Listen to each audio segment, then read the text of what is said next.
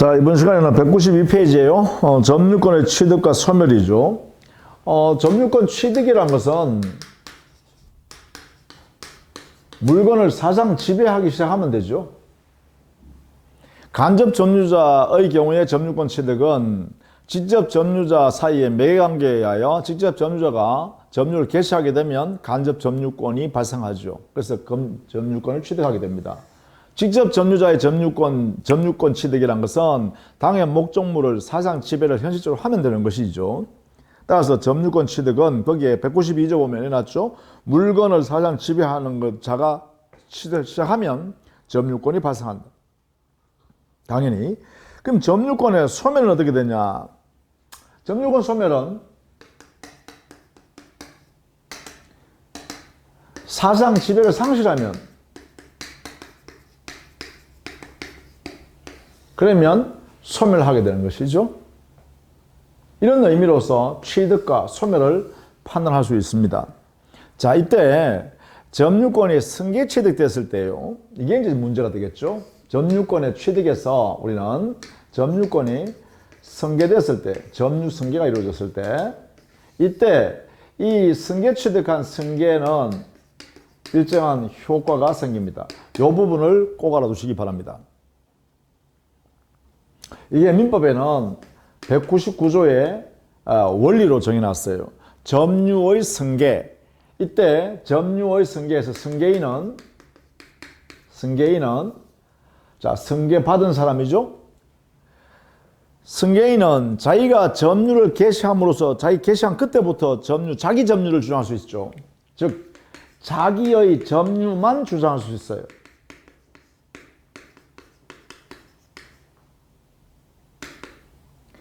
또는요, 이것도 주장할 수 있는데 한편으로 이것도 선택할 수 있어요. 전 점유자의 점유와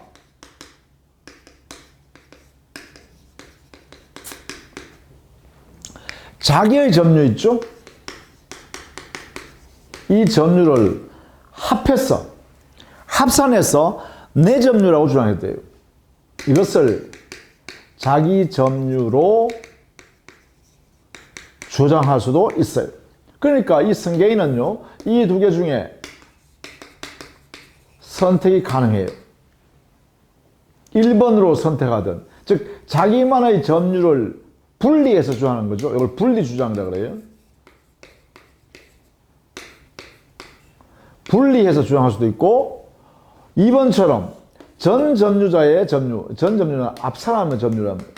전 점유자의 점유와 자기의 점유를 합산해서 자기 점유로 주장할 수 있다. 이건 뭐냐? 이걸 병합해서 주장하는 거죠.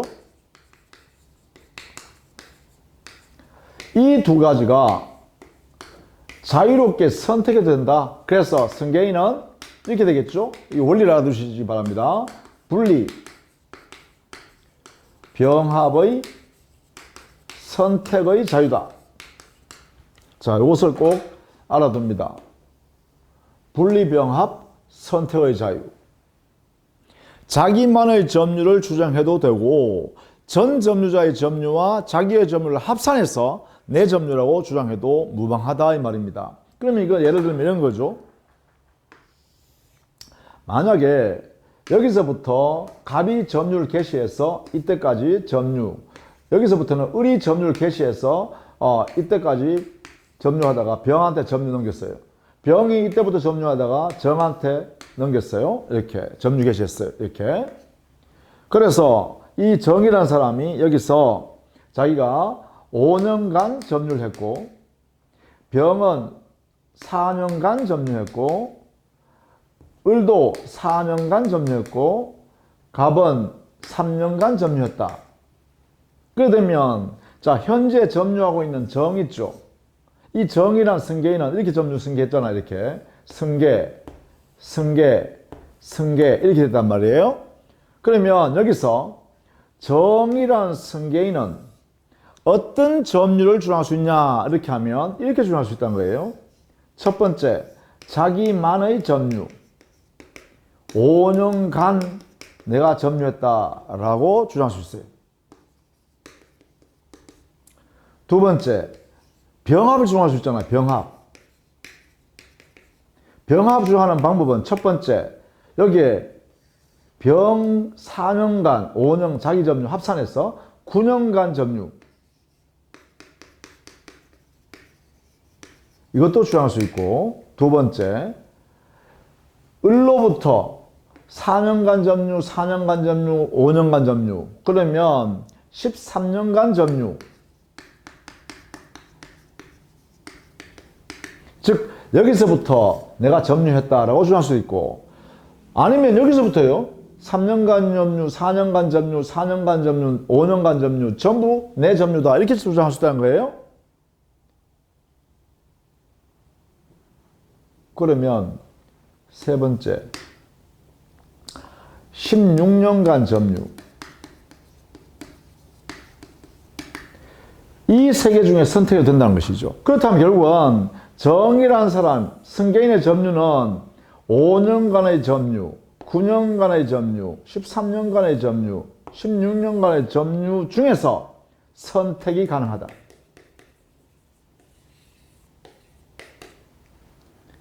자기한테 유리한 내용의 점유기간을 선택해도 된다 이 말이죠.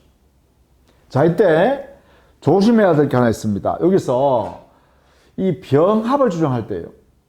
이 병합을 주장할 때는 반드시 전 점유자에게 하자가 존재하면 이 하자는 전부 승계받아야 합니다. 이걸 하자 승계라고 그래요. 하자 승계. 그러면 만약에 우리는 하자 있는 점유가 뭐냐? 하자 있는 점유는 예컨대 타주 점유. 이것도 여기에 들어갈 수 있어요. 타주 점유. 그 다음에 폭력에 의한 점유. 은비에 의한 점유. 악의의 점유. 과실 있는 점유. 불계속의 점유. 불법한 점유. 이런 것들이 하자 있는 점유라고 합니다. 그러면 만약에 전 앞 사람의 점유 안에 하자, 이런 하자가 존재하면 그 하자는 전부 승계받아야 한다 이 말이죠. 예컨대 만약에 병의 이 점유 개시 4년 동안 점유한 동안에 악의로 만약에 병이 점유했다라고 해볼까요? 그러면 이 악의 점유는 여기에 들어가야 된다는 거예요. 그럼 어떻게 되냐? 4년간 점유 안에 요 4년간의 점유는 악의 점유 요게 되니까 이 내용이 들어가는 순간 전부 다 악의 점유 되어버린 거예요. 예컨대 4년, 5년, 9년 점유 이게 악의 점유가 되겠죠. 악이 승계받아야 돼요. 그 다음에 4년, 5년이니까 이 기간도 역시 악의 점유 되겠죠. 또 3년, 4년, 5년 이 기간도 뭐예요? 이 4년이 끼어드니까 이것도 악의를 승계받아야 되죠. 그래서 악의의 9년간의 점유, 악의의 13년간의 점유, 악의의 16년간의 점유 이렇게 해야 된다는 것이죠. 승계. 그러면 이거는 뭘까요? 이거는 5년간은 아무 말이 없으면 선의 점유를 추정한다 했죠. 그러면 선의 5년간의 점유 되겠죠. 여기는 분리 주장할 때만 되겠네요. 여기는 그죠? 이렇게 해석할 수 있다는 것이죠. 자, 이것이 이제 점유 승계라는 제도다. 자, 여기서 만약에 이 승계인이 포괄 승계에 해당되는 상속인이라면 포괄 승계인이죠. 이런 경우에는 피상속인의 점유를 원칙적으로 그대로 병합해서 승계받아야 합니다. 분리가 주장이 원칙이 아니라 여기는 원칙적으로 피상속인의 점유를 승계받아야 하는 것이 이게 원칙입니다. 이 말은 곧 병합해야 한다라는 것이죠. 피상속인의 점유를 병합해야 하는 것이 원칙입니다. 자기만의 점유를 주장하지 못하는 게 원칙입니다. 만약에 상속인이라는 이 포괄승계인이 자기만, 즉 상속인 자기만의 점유를 분리해서 피상속인 점유와 분리해서 자기만의 점유를 주장하려고 그러면 상속 이외의 사유가 있어야 됩니다. 상속 이외의 사유에 의해서 점유가 개시되어야만 자기만의 점유를 주장할 수 있습니다. 그렇지 않으면 피상속인의 점유를 승계받아야 하는 것이 원칙이다. 이 말은 병합이 원칙이다. 이 말이죠. 상속인의 경우죠. 이게 바로 193페이지 하단에 상속인의 경우는 자유로운 선택이 인정되지 않는다. 그게 동그라미 3번이죠. 이 부분을 여러분이 정리해 두시면 되겠습니다. 자, 그 다음에 점유의 효력이죠.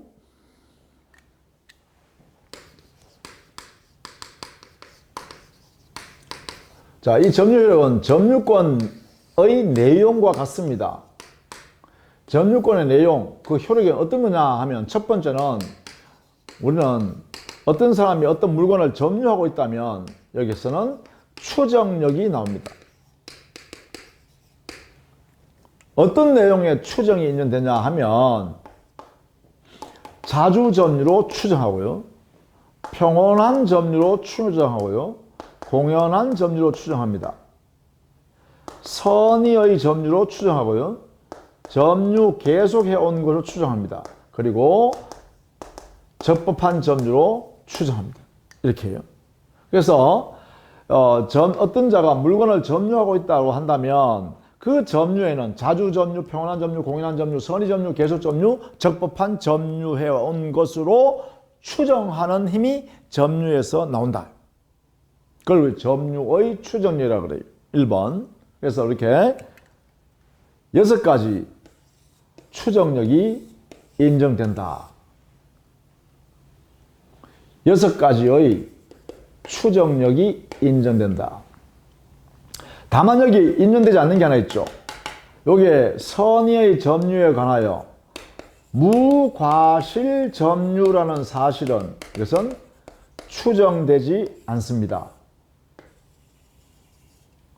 오신한데 대하여 과실이 없다라는 이러한 점유는 추정되지 않아요. 그래서 무과실 점유라는 것은 점유자의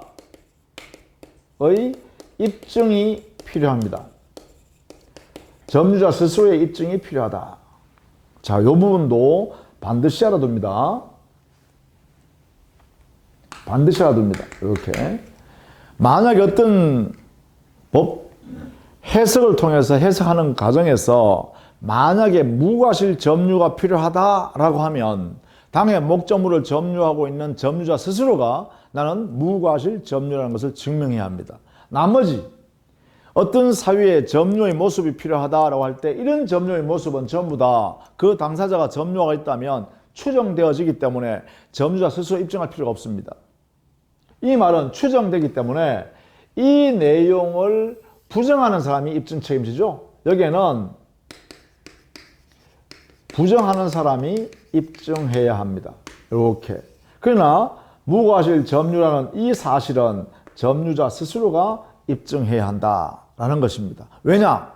추정하는 규정을 민법에 두고 있지 않기 때문에 그렇습니다. 자, 이 부분을 꼭 첫 번째 알아둬야 될 내용입니다. 자, 그 중에 말입니다. 여기 마지막에 적법 추정 있죠. 이 적법 추정은 민법 200조에 있습니다. 200조. 점유자가 점유물에 행사하는 그 권리는 적법하게 취득한 것으로 추정한다라는 200조 조문이에요. 이 200조 조문은 동산의 점유에만 적용합니다.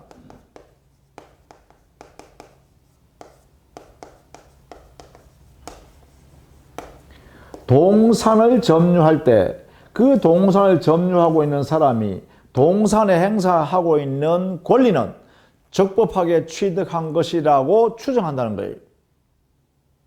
그러면 부동산을 점유한 경우는 어떻게 되냐? 그것은 부동산의 경우에는 점유의 추정력을 인정하지 않습니다. 여기는 어떻게 해요? 등기의 추정력에 의해서 해결한다. 이렇게 되겠죠.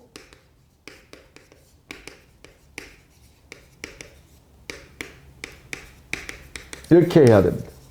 여기는 등기의 추정력을 주장합니다. 부동산. 그래서 200조는 동산에만 적용한다. 이렇게 꼭 기억해야겠습니다. 이 부분도 중요한 부분이다. 마지막에 있는 이 적법 추정이요. 이 적법 추정은 동산에만 적용합니다. 부동산에는 등기의 추정력에 따라서 권리를 추정한다. 이렇게 해석해야 된다는 거죠. 자, 이 부분도 꼭 기억해야겠습니다. 자, 이렇게 해서요, 우리 교재에 추정력에 관한 내용을 정리했습니다. 그것이 195페이지에 가면 권리의 적법 추정 200조 있죠? 거기에 보시면 점유자가 점유물에 대하여 행사하는 권리는 적법하게 보유한 것으로 추정한다. 이때 여기에 점유물이라는 것은 동산을 의미한다라고 해석하자는 거죠. 왜냐하면 이 권리의 적법 추정은 동산의 경우에만 적용하겠다라는 것입니다. 부동산을 점유하고 있는 사람이 그 부동산의 소유자라고 추정하지 않는다는 것이죠. 당연히 부동산의 소유자는 무엇을 보고 우리가 판단하나요? 등기부를 보니까 등기부에 이 사람이 소유자가 되어 있구나. 그러면 이 사람이 소유권을 가지고 있는 것이구나 라고 추정하죠. 이걸 우리는 등기의 추정력이라 한다 이 말이죠. 자, 그 부분을 꼭 기억해야 합니다. 자, 그 다음에 195페이지에요. 점유자와 회복자의 관계입니다. 이 점유자와 회복자의 관계라는 것은 점유자가 점유물에 대하여 행사하는 아무런 본권이 없을 때 진짜 본권을 가지고 있는 사람이 점유자한테 너는 아무 권한도 없이 왜 나의 물건을 당신이 점유하니? 내놔. 이렇게 청구하겠죠. 본권자는 자기가 실제로 그 물건의 주인이니까 내놔라고 주장한단 말이죠. 그럼 이때 회복, 점유를 해소하려고 하는 사람이 생기죠. 그러면 이 본권자와 지금 현재 점유하고 있는 사람 사이에 드디어 여러 가지 법적 문제가 발생하게 되는데 이것을 해결하는 게 바로 점유자와 회복자의 관계다.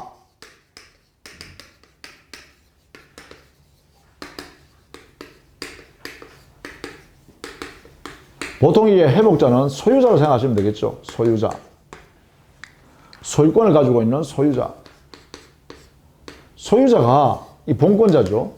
본권자가 본권에게서 야, 당의 목적물을 돌려주세요. 반환 청구하는 거죠. 반환 청구하면 이 점유자는요, 당의 물건 점유할 아무런 권한이 없더라 이 말입니다. 사용할 수 있는, 점유하여 사용할 수 있는 본권이 없더란 거예요. 그렇다면 당연히 이 점유자는 회복자, 본권을 가지고 있는 사람이 반환 청구에 대해서 넘겨줘야겠죠. 반환을 청구해 오면 이렇게, 그러면 점유자는 법적으로 어떠한 내용으로 점유자를 보호해주고 있는가라는 것입니다. 우리 민법에는 세 가지의 제도를 만들어놨어요. 그 세 가지 제도 중에 두 개는 점유자에게 권리를 인정하고 한 개는 점유자에게 의무, 책임을 발생시키는 내용을 규정해놨습니다. 자, 먼저 점유자는 첫 번째,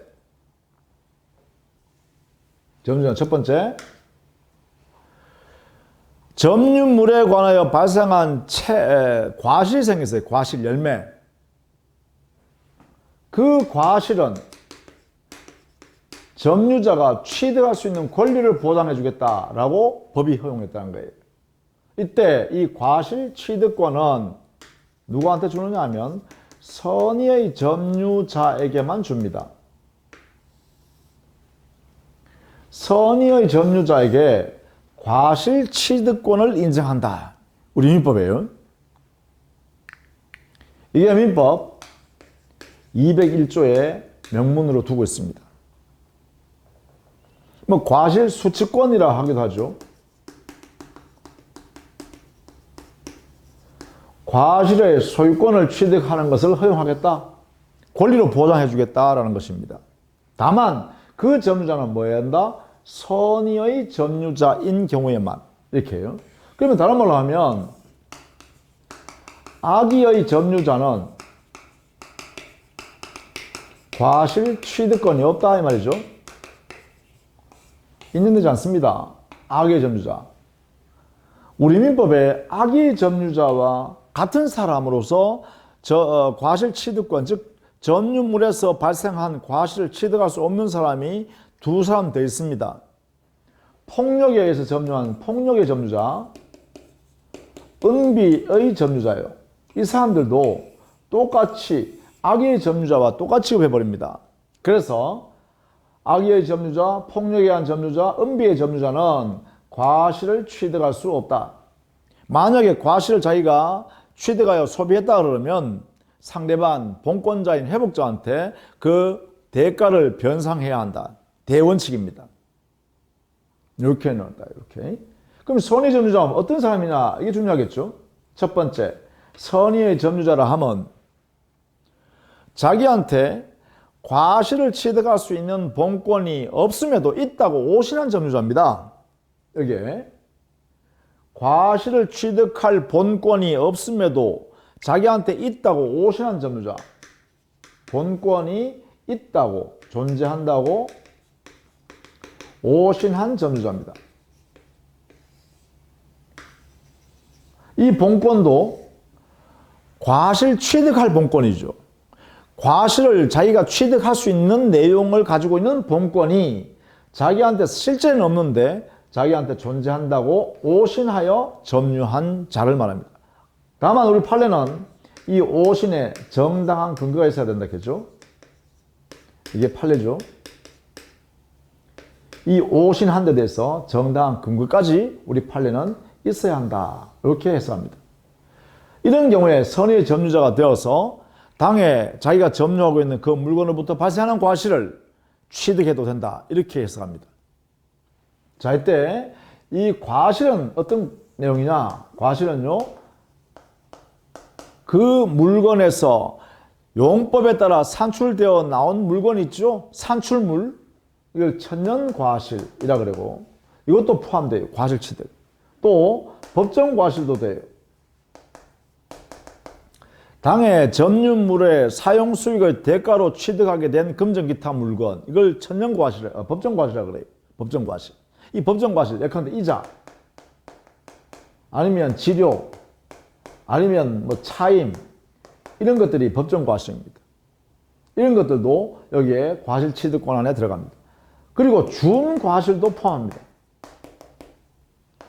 준과실이라는 것은 당의 점유물의 사용으로 인하여 발생한 이익이죠. 사용이익, 이 자체를 과실처럼 취급하는 거죠. 사용이익을 준과실로 해결하는 거죠. 이 세 가지 전부 다 합쳐서 과실이라 하고 이 과실을 취득할 수 있다는 것입니다. 그리고 이 권리를 보장하니까 어떻게 해요? 과실을 취득한 그 자체가 부당이득이 아니죠. 부당이득이 아니기 때문에 당의 과실은 반환할 의무가 생기지 않습니다. 반환하지 않는다. 이렇게 되겠죠. 이런 내용이 첫 번째, 선의 점유자의 과실 취득권입니다. 그게 196페이지에 선의 점유자의 과실 취득권에 관한 요건, 그리고 효과, 이 내용을 정리해놨습니다. 그 내용이 바로 이 내용이죠. 자, 그 다음 두 번째. 만약에 이 점유자가 본권자인 회복자의 물건을 점유하여 사용하다가 자기의 부주의로 훼손했거나 자기의 부주의로 멸실했다라고 하면, 두 번째, 따라서 당의 목적물을 멸실, 훼손한 경우에 이때는 점유자는 손해배상 책임을 져야 됩니다. 손해배상 책임을 져야 합니다. 이때 손해배상은 전부 배상이죠. 전부 배상해 줘야 합니다. 다만 여기 조심해야 되죠. 이 멸실훼손에 따른 점유자의 귀책사유에서 발생한 것인데, 귀책사유, 이렇게 이 점유자가 선의의 자주인 점유자에 해당되면 이때는 손해배상의 범위가 전부 배상이 아니라 현존하고 있는 이익으로서의 배상으로 족합니다. 이렇게 현재 존재하는 이익으로 배상하면 된다. 추가로 금전적 환가해서 손해배상을 전부 하는 게 아니다. 즉 선의의 자주점유자라는 요건을 모두 갖춰야 됩니다. 점유자가. 즉 본권이 자신한테 있다고 오신한 점유자로서 소유사를 가진 상태에서 점유하고 있는 사람만, 이 사람만 현존 이익으로 배상한다. 나머지는 전부 배상합니다. 자, 이게 중요하죠. 선의의 자주점유자. 이 사람만. 그러면 선의의 자주점유자가 어떤 사람이냐 하면 자기의 소유물로 오신한 점유자를 말합니다. 이 사람이 바로 선의의 자주점유자 되고, 이때 오신의 정당한 근거가 있어야겠죠. 우리 판례에 따르면 정당한 근거가 있어야 한다. 이 판례에 따라요. 해야 되겠죠. 자, 이런 사람만 현존 이익으로 배상하면 된다. 나머지는 전부 배상이다. 나머지는 전부 배상. 이렇게 정리해 둡니다. 그 다음에 세 번째, 이 점유자가 투입한 비용이 있다면 점유자는 점유물을 사용 수익하는 과정에서 투입한 비용이 있다고 하면 그 물건을 돌려주므라나요? 그 회복자는 자기의 비용 한 푼도 들지 않고 당의 목적물의 가치를 유지 존속시켰고, 경우에 따라서는 더 좋은 가치가 높은 가치로서 물건을 가져가게 되죠. 이런 경우에는 점유자는 그 회복자한테 내가 투입한 비용을 정산하자라고 할 수 있어요. 그 정산하자, 이걸 바로 비용 상환을 청구할 수 있는 권리를 우리 법이 인정합니다.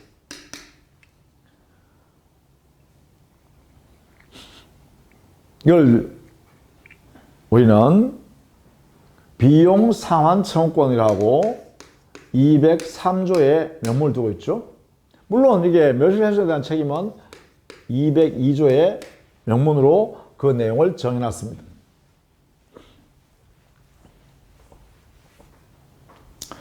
자, 여기서 우리 조심해야 될 게 있습니다. 점유자의 비용 상환 청구권. 여기에 이 점유자라는 사람은 선의의 점유자이든 아니면 악의의 점유자이든 묻지 않습니다. 모두 허용합니다.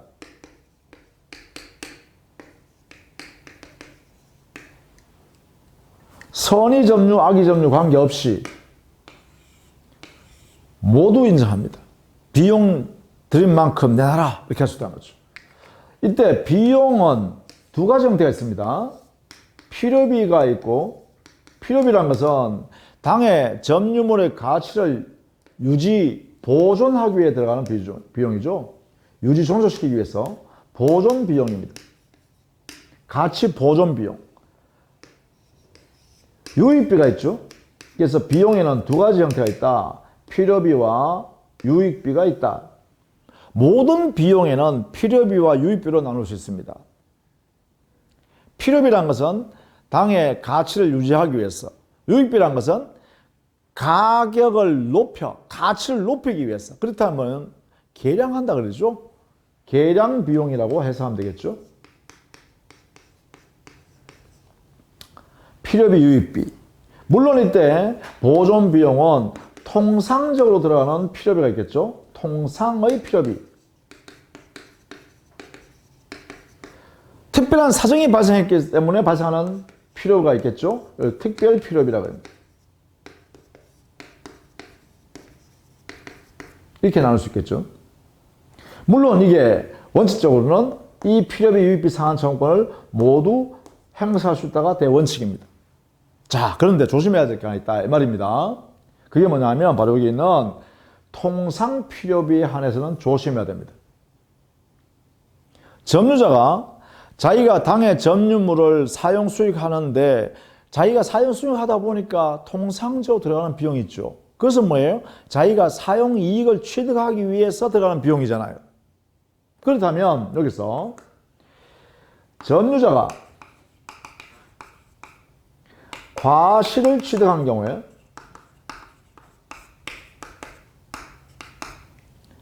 열매를 취득했다라고 하면 이때는 통상의 필요비는 상환을 청구할 수 없습니다. 상환 청구권, 정산해서 주십시오라고 할 수 있는 권리가 허용되지 않습니다라는 거예요. 통상 필요비에 대한 상환 청구권은 과실을 취득한 점유자에게 인정하지 않는다라는 것이에요. 이 부분을 조심해야 됩니다. 그러나 특별 필요비는 점유자가 언제든지 행사되죠. 물론 유입비의 경우는 당해 가액이 증가된 부분이 현존하고 있어야 되죠. 증가액의 현존이 있을 때 현존 이때 청구하는데요. 지출액과 증가액 중에서 저기에 있는 회복자가 선택합니다.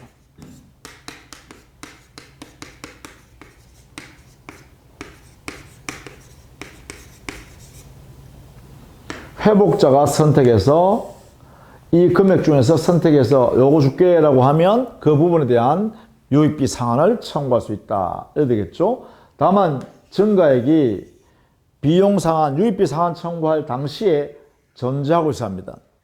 그리고 지출액과 증가액 이 두 개는 같은 금액이 아니거든요. 지출액은 2억을 지출해서 이게 계량했어요. 그런데 사용하다 보니까 증가된 금액은 지금 보니까 종전에 가액보다가 한 1억 정도 더 높게 받을 수 있다라고 하면 투입한 비용은 지출한 비용은 2억이지만 지금 증가되어서 남아있는 현재 존재하고 있는 이익은 1억밖에 안 되죠. 이럴 수가 있기 때문에 이 둘 중에 누가 선택하느냐? 회복자가 선택해. 회복자는 뭐예요? 당해 비용을 지급해야 할 의무자죠. 의무자가 선택하고 그 선택한 금액을 대해서 유입비 내놔라 이렇게 점유자가 행사할 수 있다는 것이죠.